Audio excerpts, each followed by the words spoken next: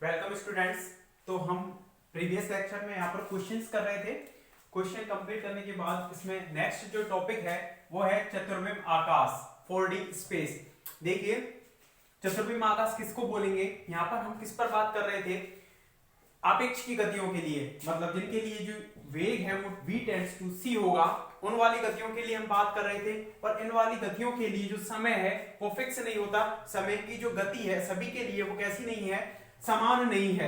मतलब यहाँ पर हम ये पढ़ रहे थे कि tau equal to tau naught upon root of 1 minus के v square upon c square. इस तरह से मतलब समय, वास्तविक समय अंतराल तो कितना होगा टॉ नॉट, और जब आभासी समय अंतराल होगा, यदि वो घड़ी v वेग से गति कर रही है और v कैसा है, टेंड्स टू c है, तो उस स्थिति में जो समय है उसकी जो गति है वो धीमी हो जाएगी। मतलब समय है वो धीमे गुजरेगा, ये कह सकते हैं कि मतलब क्या हो जाएगी, काल वृद्धि हो जाएगी। इस तरह से बोल सकते हैं, मतलब समय भी फिक्स नहीं रहता।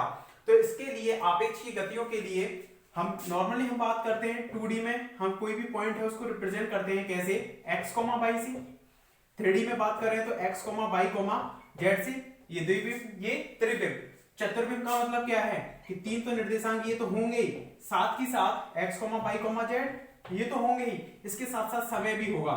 ठीक है, समय वाला अब ये तीन है, इनको तो आप लंबवत बना सकते हो इस तरह से कि x, y और z। अब चौथी जो अक्ष है उसको लंबवत बनाकर बता सकते हो क्या, नहीं बना सकते। तो ये एक तरह से काल्पनिक अक्ष होता है, इसलिए यहाँ पर आयोटा लगा दिया जाता है। आयोटा रिप्रेजेंट किसको करता है, काल्पनिक को। इसकी पद की विमा क्या होगी, लंबाई है, ये भी लंबाई है, ये भी लंबाई है, तो इस पद की भी विमा लंबाई के बराबर हो, इसके लिए इसमें मल्टीप्लाई कर दिया जाता है c का। तो 4 गुणा समय कितने के बराबर हो जाएगा, दूरी के बराबर। मतलब प्रत्येक पद की जो विमा है वो कितनी रहनी चाहिए, डिस्टेंस। तो जो चौथा पॉइंट जो आएगा, चौथा अक्ष आएगा, वो कौन सा होगा, तीन तो स्थिति के होंगे और चौथा होगा समय का, लेकिन उसकी विमा कितने के बराबर होगी, दूरी के बराबर। इसकी भी दूरी दूरी दूरी, और इसकी भी कितनी हो जाएगी, डिस्टेंस ही हो जाएगी, दूरी ही हो जाएगी। ठीक है, क्योंकि 4 गुना समय कितना हो जाएगा, डिस्टेंस हो जाएगा। इस तरह से जो, तो हम यही है चतुर्विम आकाश कि कोई भी ऐसा आकाश जिसमें किसी भी कण की स्थिति को x, y, z, iota ct के द्वारा रिप्रेजेंट किया जाता है, व्यक्त किया जाता है, क्या कहलाएगा, चतुर्विम आकाश। ठीक है, तो लिखें इसमें कार्तीय निर्देश तंत्र में चतुर्विम आकाश हेडिंग डालकर उसमें लिखें, कार्तीय निर्देश तंत्र में किसी कण की स्थिति को, कार्तीय निर्देश तंत्र में किसी कण की स्थिति को निर्देशांक, कार्तीय निर्देश तंत्र में किसी कण की स्थिति को निर्देशांक x, y, z के द्वारा व्यक्त किया जाता है, x, y, z के द्वारा व्यक्त किया जाता है।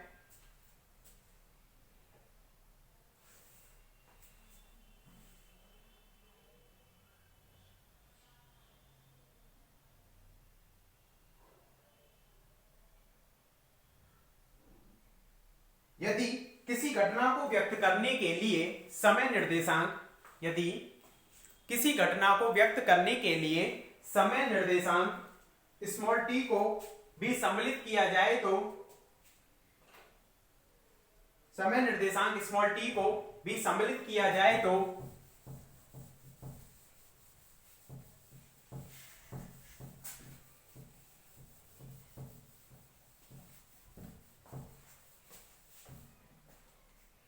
समय निर्देशांक स्मॉल t को भी सम्मिलित किया जाए तो इस आकाश को चतुर्विम आकाश कहते हैं।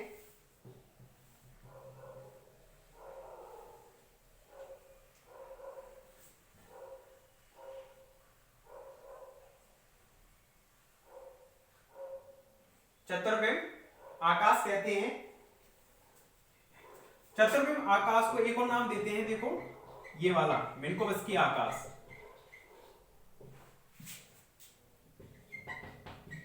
मिन्कोवस्की आकाश, आगे लिखना, चतुर्विम आकाश को मिन्कोवस्की आकाश भी कहते हैं। चतुर्विम आकाश को मिन्कोवस्की आकाश भी कहते हैं।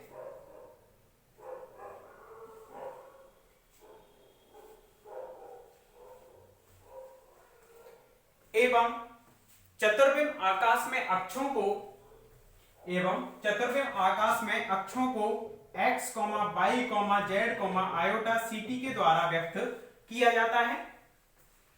x, y, z, iota ct के द्वारा व्यक्त किया जाता है।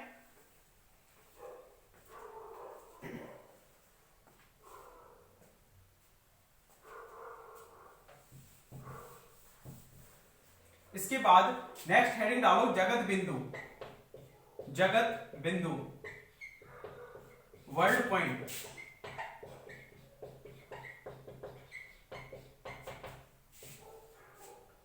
जगत बिंदु वर्ल्ड पॉइंट। देखो किसे कहेंगे वर्ल्ड पॉइंट, जगत बिंदु। देखो कि अगर आपके पास त्रिविम है, ये त्रिविम का मतलब x, y और z इस तरह से होता, तो किसी कण की स्थिति को आप किस तरह से रिप्रेजेंट करते, x, y, z के द्वारा। लेकिन यहाँ चतुर्विम है, एक और विमा होगी, चार विमा है, तो x, y, z iota ct के द्वारा यहाँ पर किसी भी कण की स्थिति को क्या किया जाएगा, व्यक्त किया जाएगा। तो चतुर्विम आकाश में किसी भी कण की स्थिति को व्यक्त करने के लिए जिस बिंदु की आवश्यकता होती है उस बिंदु को ही हम क्या बोलते हैं, जगत बिंदु। और उस बिंदु के निर्देशांक क्या होंगे, x, y, z, iota ct। तो लिखें इसमें जगत बिंदु में चतुर्विम आकाश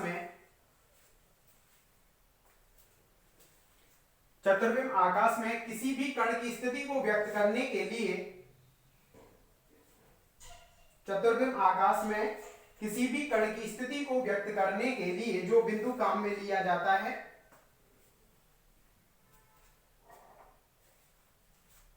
कण की स्थिति को व्यक्त करने के लिए जो बिंदु काम में लिया जाता है उसे जगत बिंदु कहते हैं।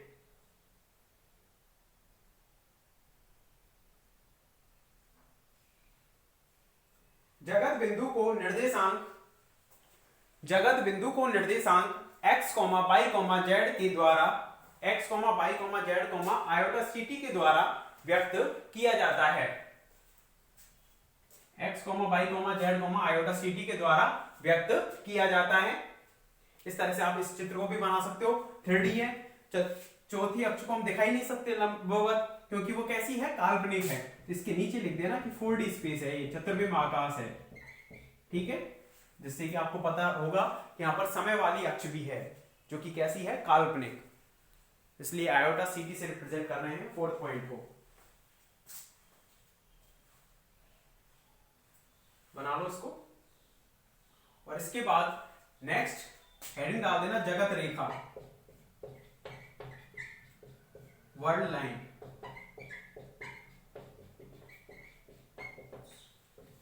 जगत रेखा वर्ल्ड लाइन।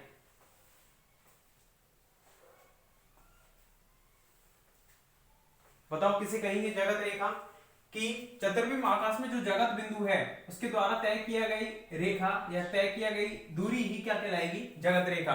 एक कोई भी जगत बिंदु है वो एक जगह से दूसरे स्थान पर जा रहा है, उसके द्वारा जो तय किया गया पथ है वही क्या कहलाएगी, जगत रेखा। इस तरह से ना इसकी परिभाषा दे सकते हो, या दूसरी परिभाषा आप ऐसे दे सकते हो कि चतुर्विम आकाश में कोई भी दो क्या है, जगत बिंदु, उन जगत बिंदुओं को मिलाने वाली जो रेखा होगी वो क्या कहलाएगी, वहां पर जगत रेखा कहलाएगी। तो नेक्स्ट हेडिंग डालो जगत रेखा, और लिखे इसमें चतुर्विम आकाश में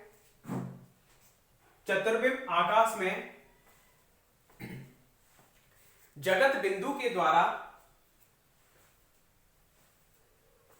चतुर्विम आकाश में जगत बिंदु के द्वारा तय किया गया पथ, जगत बिंदु के द्वारा तय किया गया पथ जगत रेखा कहलाती है। तय किया गया पथ जगत रेखा कहलाती है। और बीच में अथवा डालकर सेकंड परिभाषा लिखो इसकी,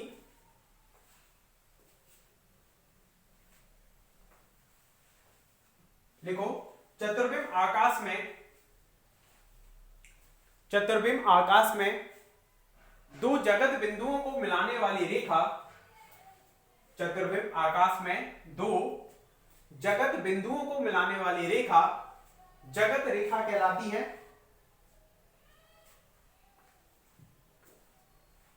दो जगत बिंदुओं को मिलाने वाली रेखा जगत रेखा कहलाती है।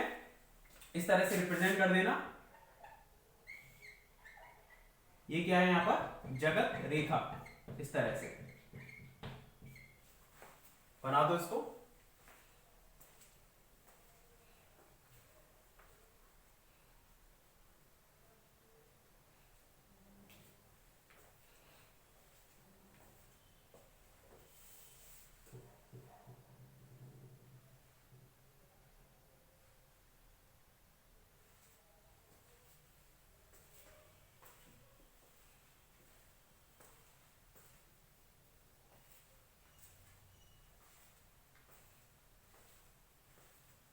और इसको बनाने के बाद नेक्स्ट पॉइंट या नेक्स्ट हेडिंग है दिक् काल अंतराल। दिक् काल अंतराल, दिक् का मतलब दिशा, काल का मतलब समय, इसको बोलते हैं स्पेस टाइम।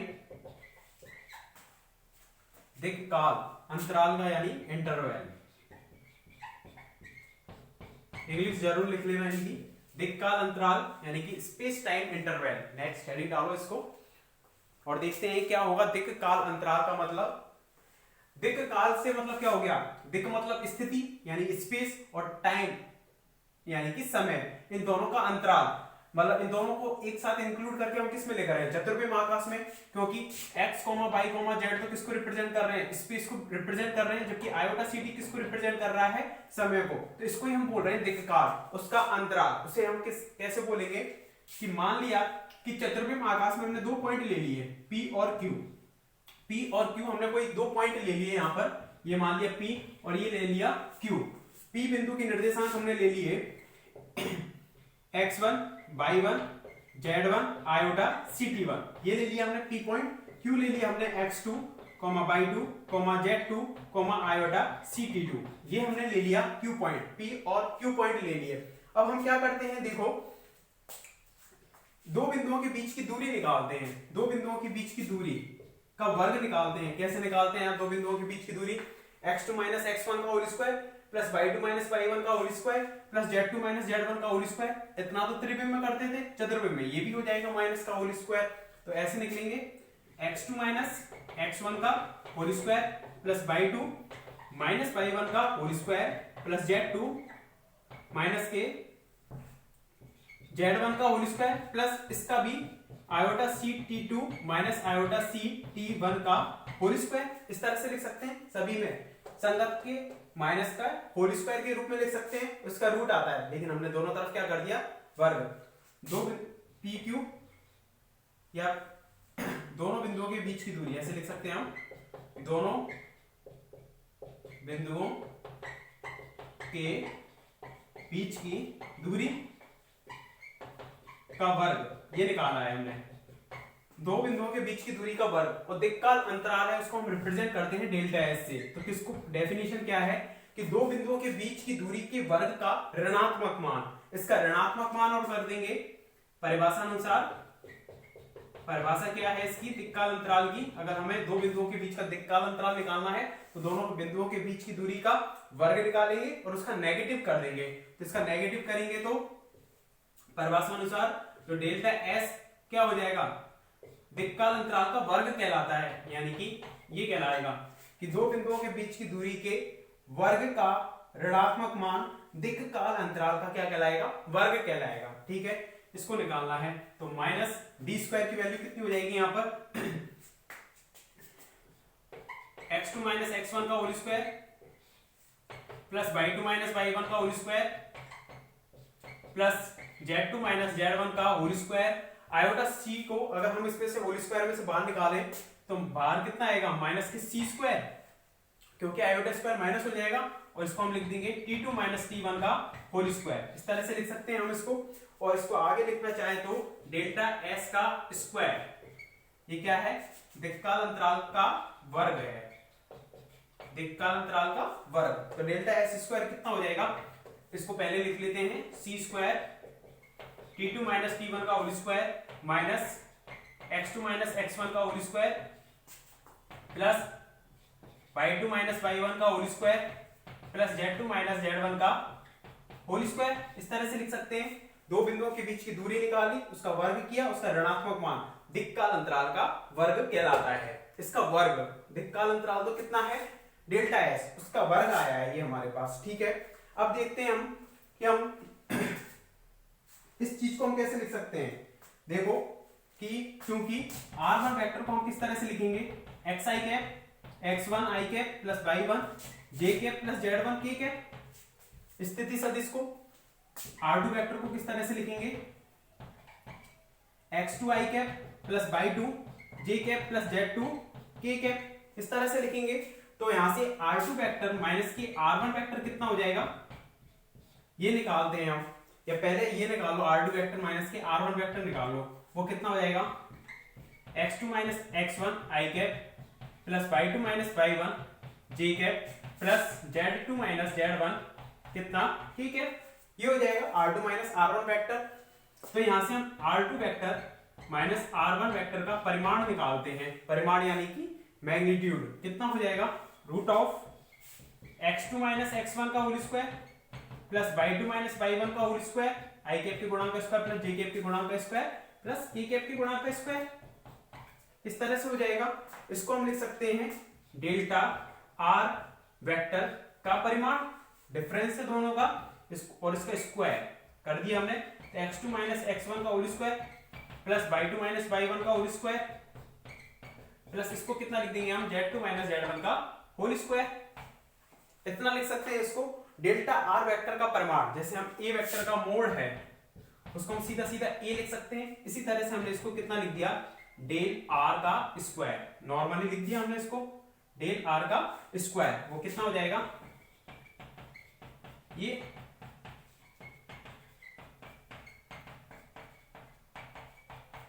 हो जाएगा हमारे पास। इसको हम जैसे बोल देते हैं इक्वेशन नंबर 1 और इसको बोल दिया हमने इक्वेशन नंबर 2। तो 2 से हम इसकी वैल्यू पुट कर सकते हैं, इसके स्थान पर कितना लिख सकते हैं, डेल्टा r का स्क्वायर। तो पहले लिखें इसमें दिक्काल अंतराल स्पेस टाइम इंटरवल हेडिंग डालकर इसमें लिखें चतुर्विम आकाश में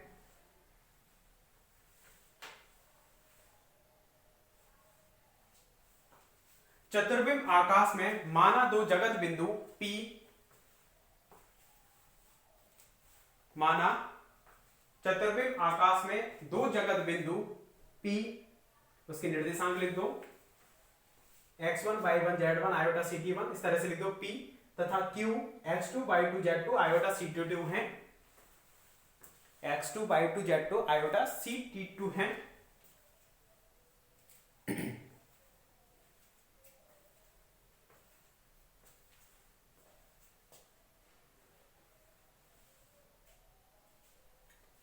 तब इन दोनों बिंदुओं के बीच की दूरी के वर्ग का, तब इन दोनों बिंदुओं के बीच की दूरी के वर्ग का, दोनों बिंदुओं के बीच की दूरी के वर्ग का ऋणात्मक मान, दोनों बिंदुओं के बीच की दूरी के वर्ग का ऋणात्मक मान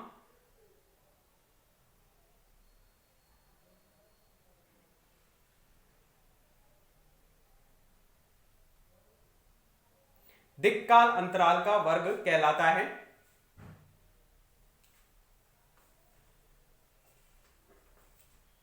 दिक्काल अंतराल का वर्ग कहलाता है।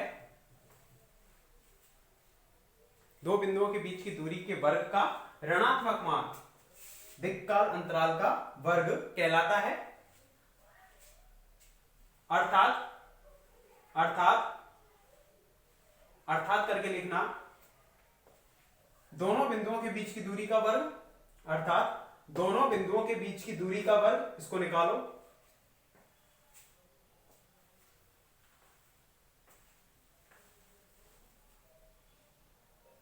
दोनों बिंदुओं के बीच की दूरी का वर्ग,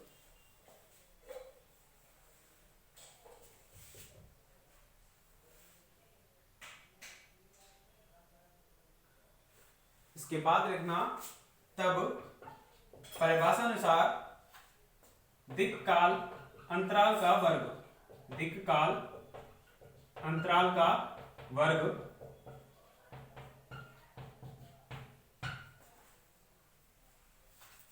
तब परिभाषा अनुसार दिक्काल अंतराल का वर्ग करके पूरा लिख दो इधर का,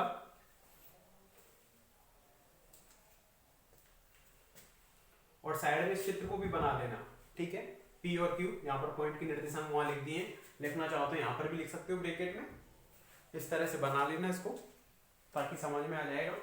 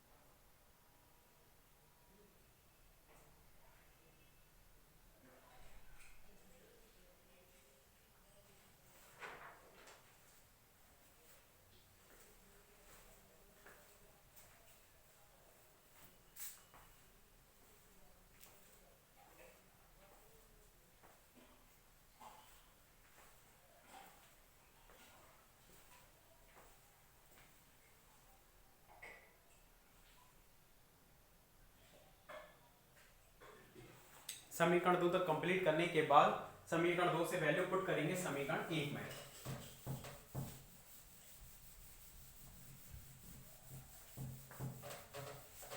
देखो इधर लिख लिया हो तो, और नहीं लिखा है तो पॉज करके लिख लेना, ठीक है। दोनों ऑप्शन है अब तुम्हारे पास, ये मत कहना फास्ट चल रहा हूं, ठीक है। समीकरण 2 से 1 में मान रखने पर तो इसमें वैल्यू पुट करेंगे तो डेल्टा एस का whole square equal to c square t two minus के टी वन का होल स्क्वायर, और माइनस के इसको हमने कितना लिख दिया, डेल्टा आर का होल स्क्वायर, डेल्टा आर का होल स्क्वायर, या इसको हम ऐसे भी लिख सकते हैं डेल्टा एस का whole square equal to c square, इसको समय को हमने इस तरह से लिख दिया डेल्टा टी का whole square minus delta r का होल स्क्वायर, इस तरह से लिख दिया हमने। समीकरण नंबर इसको डाल देना 3।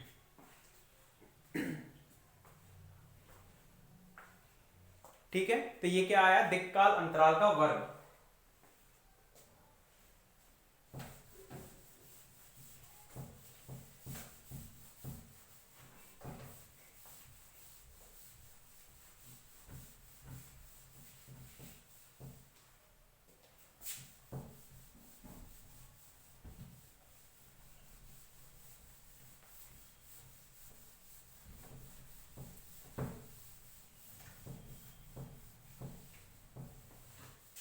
लिखना इसके बाद उपरोक्त समीकरण दिक्काल अंतराल के वर्ग को निरूपित करती है या व्यक्त करती है। उपरोक्त समीकरण दिक्काल अंतराल के वर्ग को व्यक्त करती है, का वर्ग, ये ध्यान रखना, दिक्काल अंतराल तो कितना है, डेल्टा एस है,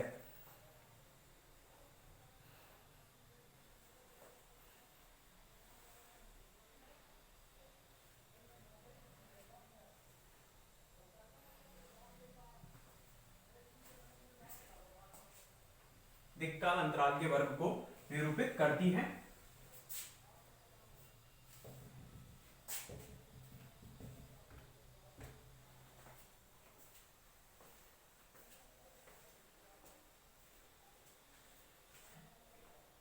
ठीक है, इसके बाद इसमें 3 केस करने हैं, उन केसों को हम करेंगे नेक्स्ट लेक्चर में। ओके, इसमें नहीं हो पाएंगे। Thank you.